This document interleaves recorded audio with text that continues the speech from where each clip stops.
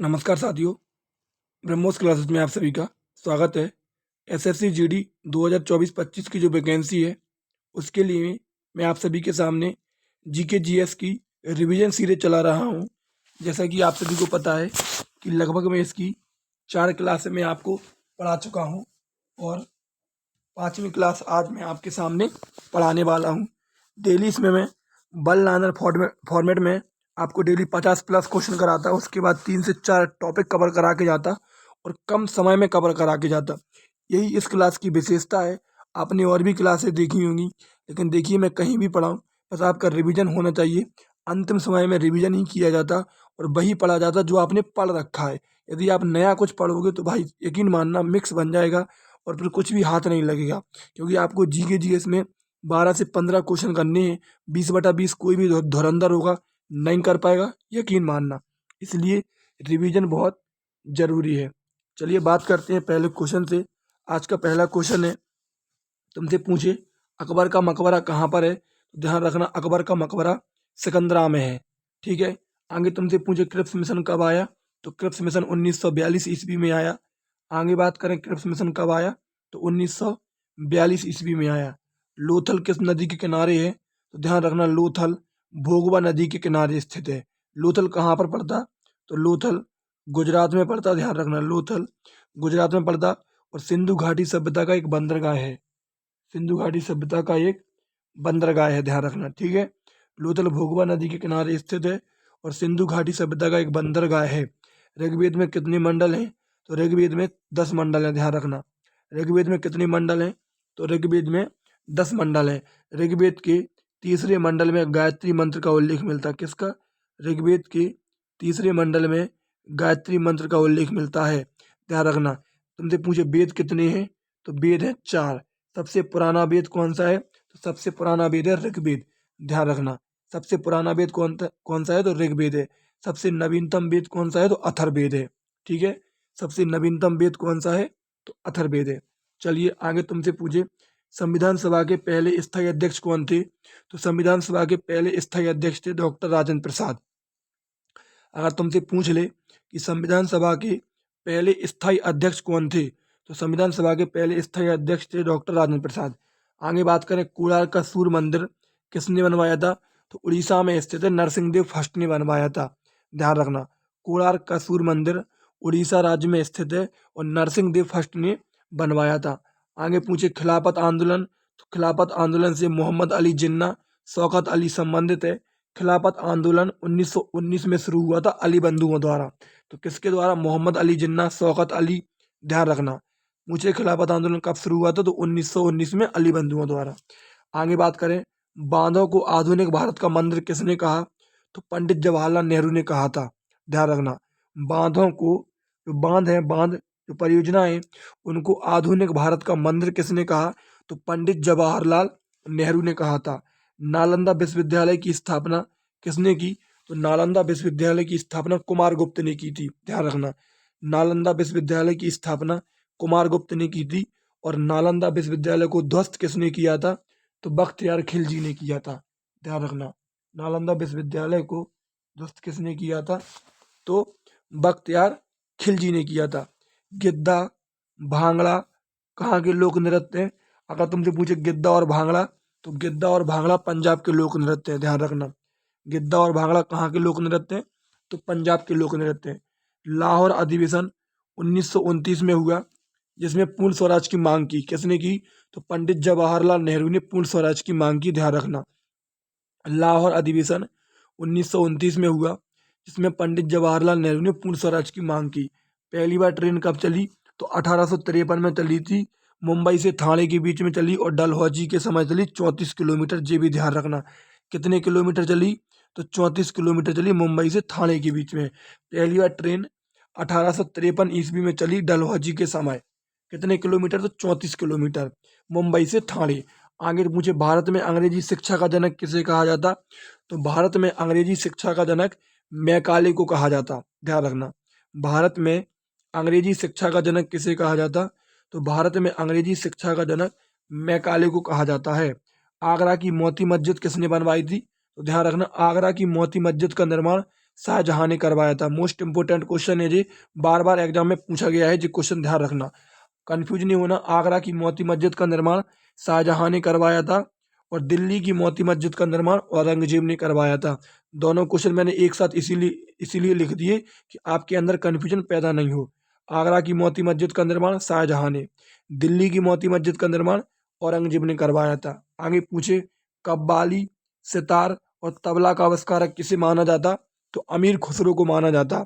कव्वाली, सितार और तबला का आविष्कारक अमीर खुसरो को कहा जाता। अमीर खुसरो को तूतीय ए हिंद या भारत का तोता भी कहा जाता, ध्यान रखना। तूतीय ए हिंद या भारत का तोता भी अमीर खुसरो को कहा जाता। कव्वाली, सितार और तबला का आविष्कारक भी अमीर खुसरो को कहा जाता। आगे तुमसे पूछे, संविधान सभा के पहले अध्यक्ष तो डॉक्टर सच्चिदानंद सिन्हा थे। संविधान सभा के पहले अध्यक्ष कौन थे? तो डॉक्टर सच्चिदानंद सिन्हा थे, ध्यान रखना। संविधान सभा के पहले अध्यक्ष पूछे तो वो सच्चिदानंद सिन्हा थे, लेकिन ये अस्थायी बने थे। स्थायी अध्यक्ष तो डॉक्टर राजेंद्र प्रसाद थे। ठीक है, आज ये क्वेश्चन कम ही लगा पाया, लेकिन अगला टॉपिक आज मैंने जोड़ दिया प्रमुख त्योहार। तुमसे पूछे मरु महोत्सव, मरु महोत्सव कहाँ मनाया जाता? तो जैसलमेर राजस्थान में मनाया जाता, ध्यान रखना। मरु महोत्सव जैसलमेर राजस्थान में। आगे बात करें मेदराम यात्रा, तो मेदराम यात्रा तेलंगाना का त्यौहार है। कहाँ का? मेदराम यात्रा तेलंगाना का त्यौहार है। खजुराहो महोत्सव की बात करें, खजुराहो महोत्सव मध्य प्रदेश छतरपुर, खजुराहो महोत्सव मध्य प्रदेश छतरपुर। कंचौत, कंचौत महोत्सव की बात करें तो जम्मू कश्मीर में।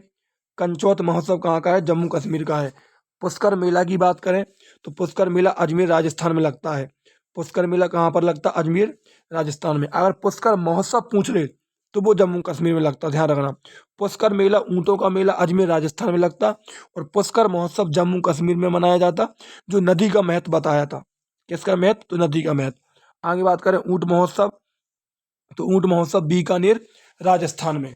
ऊँट महोत्सव कहाँ पर मनाया जाता? तो ऊँट महोत्सव बीकानेर राजस्थान में मनाया जाता। स्पुतिक गस्टर फेस्टिवल की बात करूं तो स्पुतिक गस्टर फेस्टिवल लद्दाख का है। कहाँ का है? स्पुतिक गस्टर फेस्टिवल लद्दाख का है। ताज महोत्सव तुमसे पूछ ले, ताज महोत्सव आगरा में मनाया जाता। ताज महोत्सव कहाँ पर? आगरा में। लोसर, तो लोसर, लोसर महोत्सव है लद्दाख का। और लोसांग पूछ ले तो लोसांग है सिक्किम का। दोनों याद रखना, लोसर लद्दाख और लोसांग सिक्किम। लोसर कहाँ का है? तो लद्दाख का। और लोसांग कहाँ का है? सिक्किम का है। आगे बात करें मकरविलक्कू, तो मकरविलक्कू त्योहार केरल के सबरीमाला मंदिर में मनाया जाता। कहाँ पर? तो मकरविलक्कू त्योहार केरल के सबरीमाला मंदिर में मनाया जाता है। और ध्यान रखना, सबरीमाला मंदिर में किसकी पूजा होती है? तो लॉर्ड अयप्पा की पूजा होती है, लॉर्ड अयप्पा को समर्पित है। ठीक है, आगे बात करें कचाई लेमन, तो कचाई लेमन मणिपुर में मनाया जाता है। कहाँ का त्यौहार है? तो कचाई लेमन मणिपुर का त्यौहार है, ध्यान रखना। लोहड़ी की बात करें तो लोहड़ी पंजाब का है। जिस प्रकार से उत्तर प्रदेश में मकर संक्रांति मनाई जाती, उसी प्रकार से पंजाब साइड लोहड़ी मनाई जाती। ठीक है, उसी प्रकार से पंजाब साइड लोहड़ी मनाई जाती। चलिए आगे बात करें, आगे तुमसे पूछ ले, आगे पूछे सिग्मो, सिग्मो कहाँ का है? ध्यान रखना, सिग्मो गोवा का है। सिग्मो, सिग्मो उत्सव कहाँ का? गोवा का है। साओ जो आओ की बात करूं तो साओ जो आओ भी गोवा का है। सिग्मो उत्सव गोवा में मनाया जाता। साओ जो आओ भी गोवा में मनाया जाता। बांचुआ फेस्टिवल पूछ ले, ध्यान रखना, एसएससी जीडी में, जीडी के एग्जाम में जो फेस्टिवल है ना, जी आपके लिए मोस्ट इम्पोर्टेंट है भाई, ध्यान रखना। फेस्टिवल इतने इम्पोर्टेंट है कि हर एग्जाम में यहाँ से क्वेश्चन बनता है, रट के बैठना बिल्कुल। सिग्मो फेस्टिवल गोवा, साउथ जोजोआ गोवा, बांचुआ पूछ ली तो बांचुआ असम। हॉर्नबिल फेस्टिवल, तो हॉर्नबिल फेस्टिवल नागालैंड में मनाया जाता। और कितने दिन मनाया जाता? तो 10 दिसंबर तक, 10 दिन मनाया जाता, तो दिसंबर के महीने में मनाया जाता। अभी जो आरपीएफ एसआई में भी पूछा गया है, तो कितने दिन मनाया जाता? 10 दिन मनाया जाता, दिसंबर के महीने में मनाया जाता और नागालैंड में मनाया जाता। हॉर्नबिल एक पक्षी है। ठीक है, नुआखाई की बात करें तो नुआखाई महोत्सव उड़ीसा का है। काला घोड़ा महोत्सव पूछ ले तो काला घोड़ा महोत्सव महाराष्ट्र मुंबई। काला नमक चावल उत्तर प्रदेश सिद्धार्थनगर, ध्यान रखना। काला घोड़ा महोत्सव महाराष्ट्र मुंबई, काला नमक चावल उत्तर प्रदेश सिद्धार्थनगर। चिराऊ बम्बू या चापराचार कूट महोत्सव तो ये मिजोरम के हैं, ध्यान रखना। चिराऊ बम्बू और चापराचार कूट महोत्सव कहाँ के हैं? मिजोरम के। बथुकम्बा त्योहार पूछ ले, जिसे फूलों का त्योहार भी कहते हैं, तेलंगाना का है, ध्यान रखना। बथुकम्बा त्योहार कहाँ का है? तो तेलंगाना का है, जिसे फूलों का त्योहार भी कहते हैं। थाईपुसम पूछ ले, थाईपुसम, तो थाईपुसम तमिलनाडु का है। थाईपुसम तमिलनाडु का है। फूलदेई कहाँ का है? तो फूलदेई उत्तराखंड का है। फूलदेई उत्तराखंड का है और हरेला भी उत्तराखंड का है, ध्यान रखना। फूलदेई उत्तराखंड और हरेला उत्तराखंड। हरेली पूछ ले तो हरेली छत्तीसगढ़ का है। तो फूलदेई और हरेला उत्तराखंड का है और हरेली कहाँ का है? हरेली छत्तीसगढ़ का है। चलिए आगे बात करें। आगे तुमसे पूछे मांडू निमाड़ी मिर्च महोत्सव, तो ये मध्य प्रदेश का है, ध्यान रखना। मांडू निमाड़ी मिर्च महोत्सव मध्य प्रदेश का है। तानसेन महोत्सव मध्य प्रदेश ग्वालियर। तानसेन महोत्सव पूरे मध्य प्रदेश ग्वालियर। धानु यात्रा की बात करें तो धानु यात्रा उड़ीसा। रज पर्व धानु यात्रा दोनों ध्यान रखना उड़ीसा का है। लाई हरोबा, लाई हरोबा की बात करूं तो मणिपुर का है। लाई हरोबा कहाँ का है? मणिपुर का। खारची पूजा तुमसे पूछ ले तो खारची पूजा त्रिपुरा की है। एसएससी जीडी में पूछे गए क्वेश्चन है जी। पूछ ले तुमसे किस हिंदू त्योहार में 14 हिंदू देवी देवताओं की पूजा की जाती है? तो वो है खारची पूजा, ध्यान रखना। हैरात पर्व कश्मीरी पंडितों की शिवरात्रि। तो हैरात पर्व तुमसे पूछे जम्मू कश्मीर में मनाया जाता। Cherry blossom, cherry blossom Shillong Meghalaya. Cherry blossom कहाँ का है? तो मेघालय का है। सूरजकुंड मेला मोस्ट इम्पोर्टेंट, एशिया का सबसे बड़ा शिल्प मेला कहाँ पर लगता? तो फरीदाबाद में लगता, सूरजकुंड मेला है वो। पोंगल की बात करूं तो पोंगल तमिलनाडु का है और अट्टूगल पोंगल केरल का है, ध्यान रखना। पोंगल तमिलनाडु, अट्टूगल पोंगल केरल। ओणम की बात करें, ओणम, तो ध्यान रखना ओणम केरल का है। ओणम कहाँ का है? केरल का। बिहू, बिहू कहाँ का है? तो बिहू असम का है। और पूछे बिहू कितने प्रकार का होता है? बिहू 3 प्रकार का होता है, ध्यान रखना, ठीक है। बिहू कितने प्रकार का होता है? 3 प्रकार का होता है। माघ बिहू, रंगोली बिहू और कटी बिहू। और बिहू कहाँ का? तो असम का है। आगे तुमसे पूछे अम्बुबाची का मेला, तो अम्बुबाची का मेला कामाख्या माता मंदिर असम में लगता। अम्बुबाची का मेला कामाख्या माता मंदिर असम में लगता। खीर भवानी मेला कहाँ पर लगता? तो खीर भवानी मेला जम्मू कश्मीर में लगता। छठ पर्व बिहार में मनाया जाता। छठ पर्व कहाँ पर? बिहार में मनाया जाता और सूर्य भगवान को समर्पित है, ध्यान रखना। छठ पूजा बिहार की है और किसको समर्पित है? तो सूर्य भगवान को समर्पित है।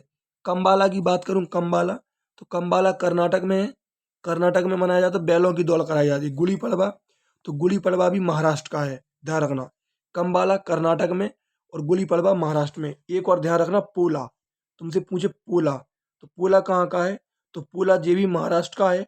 उसमें बैलों की पूजा की जाती, ध्यान रखना। पोला त्योहार महाराष्ट्र का है, उसमें किसकी पूजा की जाती? तो बैलों की पूजा की जाती। चलिए आगे तुमसे पूछे मधुमक्खी पालन के अध्ययन को क्या कहते हैं? एपीकल्चर। रेशम कीट पालन को सेरिकल्चर। मत्स्य पालन को पीसीकल्चर। कवकों के अध्ययन को माइकोलॉजी।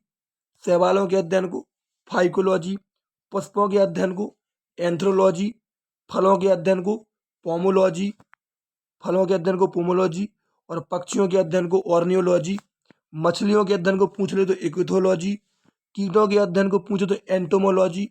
वृक्षों एवं झाड़ियों के अध्ययन को कहते हैं डेंड्रोलॉजी।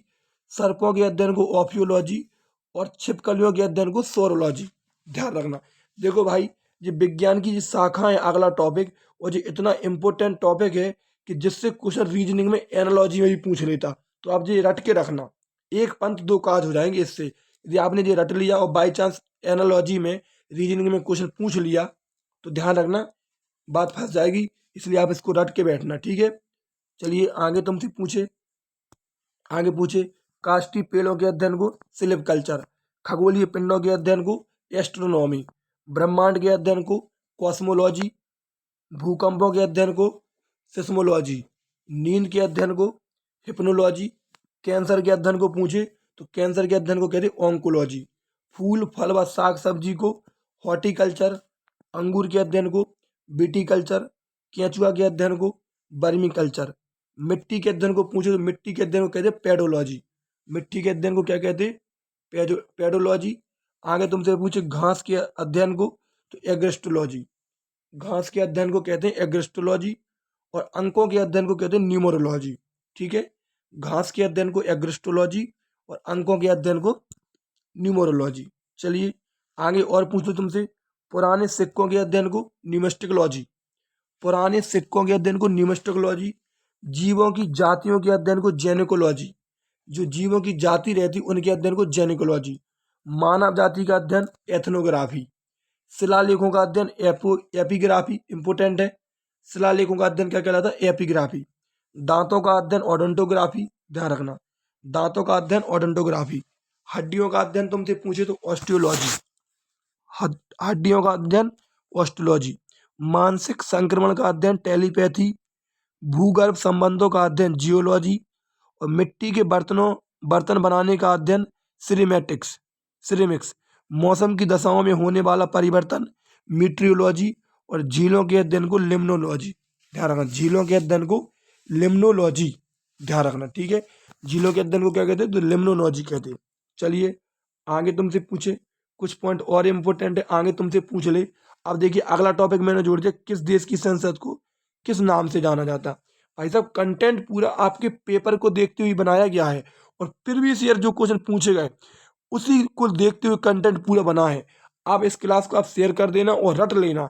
यदि आपने इतना ही रट लिया ना तो आप 15 तक क्वेश्चन कर दोगे भाई। और जिसके जीडी में 10 से 12 क्वेश्चन जीके में अगर हो गए ना तो बहुत बड़ी बात है। मैं आपको सिर्फ वो कंटेंट दे रहा हूं जो पेपर की दृष्टि से इंपोर्टेंट है, अंतिम समय में और कम समय में। यकीन मानना आप, ऐसा कंटेंट मिलेगा नहीं। इसी कंटेंट को कोई डिजिटल बोर्ड पे लगा के 1.5-2 घंटे 3-3 घंटे की मैराथन लेता और अपने आप की बहाबाही दिखाता। सही कह रहा मैं आपको। आपको लगता होगा कि ये फेंकता है, लेकिन ऐसी कुछ बात नहीं है, ध्यान रखना इस बात का, ठीक है। कंटेंट की कदर करना सीखो। मैं पेज पर पढ़ा रहा, लेकिन आपको पढ़ने से मतलब है। आपसे एग्जाम ये थोड़ा ना पूछेगा कि आप कहाँ पढ़ के आए, किस पेज पे पढ़ा गया, तो डिजिटल बोर्ड पे पढ़ा। मायने ये रखिएगा कि आपने कितने क्वेश्चन करे पेपर में, क्योंकि सिलेक्शन आपका होना, एग्जाम आपको देना, ध्यान रखना इस बात का। तुमसे पूछे इजराइल की संसद को तो नेसेट, जापान की संसद को क्या कहते हैं? तो डाइट। इजराइल की नेसेट, जापान की डाइट। स्वीडन की संसद को कहते हैं रिक्सडाग। नेपाल की पंचायत पूछे तो राष्ट्रीय पंचायत, नेपाल की संसद को कहते हैं राष्ट्रीय पंचायत। म्यांमार की प्यूदांगसु हलूता। अमेरिका की बात करें तो कांग्रेस। भारत की तो संसद। पाकिस्तान की पूछे तो नेशनल असेंबली। बांग्लादेश की संसद को जातीय संसद। चीन की नेशनल पीपल्स कांग्रेस। अफगानिस्तान की शोरा। भूटान की सोबडू। मालदीव की मजलिस ए शोरा। और रूस की ड्यूमा। अब देखो पढ़ने के लिए बहुत सारी हैं, लेकिन मैंने आपको सिर्फ वो बताई जो आपके पेपर के लिए इंपॉर्टेंट है, ध्यान रखना। इजराइल की पूछे तो नेसेट, जापान की डाइट, स्वीडन की रिक्सडाग, नेपाल की राष्ट्रीय पंचायत, म्यांमार की प्यूदांगसु हलूताब, अमेरिका की कांग्रेस, भारत की संसद, पाकिस्तान की नेशनल असेंबली, बांग्लादेश की जातीय संसद, चीन की नेशनल पीपल्स कांग्रेस, अफगानिस्तान की शोरा, भूटान की सोबडू, मालदीव की मजलिस ए शोरा और रूस की ड्यूमा। ध्यान रखना, रूस की संसद को ड्यूमा कहते। ये बार बार पेपर में पूछी जाती और यहाँ से भी क्वेश्चन रीजनिंग में एनालॉजी से पूछ लेगा, आपसे पूछ लेगा कि जिस प्रकार इजराइल का संबंध निषेध से है उसी प्रकार जापान का संबंध किससे है, ध्यान रखना। तो यहाँ से भी एनालॉजी में क्वेश्चन पूछ लेता। अगला टॉपिक मैंने जोड़ दिया राष्ट्रीय खेल। कंटेंट देखो भाई, कंटेंट यदि अच्छा लग रहा हो तो चैनल को प्लीज सब्सक्राइब करके जाना और वीडियो को लाइक एंड शेयर करके जाना, ठीक है। तुमसे पूछे भारत का राष्ट्रीय खेल हॉकी, पाकिस्तान का राष्ट्रीय खेल हॉकी, चीन की बात करूँ तो चीन का राष्ट्रीय खेल टेबल टेनिस, रूस का राष्ट्रीय खेल बैंडी या शतरंज या रशियन हॉकी, ध्यान रखना। रूस का राष्ट्रीय खेल बैंडी, शतरंज या रशियन हॉकी। अमेरिका की बात करूँ तो अमेरिका का बेसबॉल, जापान का राष्ट्रीय खेल जूडो, बांग्लादेश का राष्ट्रीय खेल की बात करूँ तो कबड्डी, नेपाल का राष्ट्रीय खेल वॉलीबॉल, भूटान का तीरंदाजी और म्यांमार का चेल्लोन, अफगानिस्तान का राष्ट्रीय खेल है बुजकाशी, फ्रांस का है फुटबॉल, इंग्लैंड और ऑस्ट्रेलिया का है क्रिकेट, श्रीलंका का है वॉलीबॉल, स्पेन का मोस्ट इंपोर्टेंट बुल फाइटिंग और कनाडा का है आइस हॉकी, ध्यान रखना। कनाडा का राष्ट्रीय खेल है आइस हॉकी और स्पेन का है बुल फाइटिंग या सांड की लड़ाई, तो वो स्पेन का है। दोबारा सुन लो, भारत का तुमसे पूछे हॉकी, पाकिस्तान का हॉकी, चीन का टेबल टेनिस, रूस का बैंडी शतरंज या रशियन हॉकी, अमेरिका का बेसबॉल, जापान का जूडो, बांग्लादेश का कबड्डी, नेपाल का वॉलीबॉल, भूटान का तीरंदाजी, म्यांमार का चिल्लोन, अफगानिस्तान का बुजकाशी, फ्रांस का फुटबॉल, इंग्लैंड और ऑस्ट्रेलिया का क्रिकेट, श्रीलंका का वॉलीबॉल, स्पेन का बुल फाइटिंग और कनाडा का है आइस हॉकी। अब देखो ऐसा कंटेंट आपको कहाँ मिलेगा, अब बताओ भाई। देखिए क्लास आपको कैसी लगी, यदि क्लास आपको अच्छी लगी है तो चैनल को सब्सक्राइब जरूर करके जाना प्लीज़। अपने दोस्त तक जरूर शेयर कर दिया करो, ठीक है। और लाइक भी कर दिया करो क्लास को, एक कमेंट भी कर दिया करो डेली कहता, कि जिससे हमें लगे कि हाँ आप पढ़ रहे और आपको अच्छा कंटेंट लग रहा और हमारा भी मनोबल बढ़ता है। इसलिए कमेंट भी जरूर कर दिया करो सभी साथी। आपके लिए इम्पोर्टेंट क्लास है, यकीन मानना ऐसी क्लास आपको यूट्यूब पर नहीं मिलेगी। 20 मिनट में लगभग मैंने आपको 4 से 5 टॉपिक कवर करा दिए और कितने क्वेश्चन कवर करा दिए। देखिए एक तो मैंने आपको मोस्ट इम्पोर्टेंट तरीका से इस प्रकार से मैंने आपको क्वेश्चन कवर करा दिए। इसके बाद मैंने आपको प्रमुख त्योहार पढ़ा दिए। इसके बाद मैंने आपको विज्ञान की महत्वपूर्ण शाखाएं पढ़ा दी। नेक्स्ट पॉइंट आगे तुमसे पूछे देशों की संसद पढ़ा दी और देशों का राष्ट्रीय खेल बता दिया। अब सोचो भाई, यदि कोई चाहे तो मैं रियलिटी बता रहा जो 1.5-2 घंटे में मैराथन के रूप में पढ़ाएगा इतना कंटेंट आपको सिर्फ, ठीक है। तो वीडियो अच्छी लगी है तो चैनल को जरूर सब्सक्राइब करके जाना और अपने दोस्त तक भी शेयर कर देना, ठीक है। जय हिंद, जय भारत।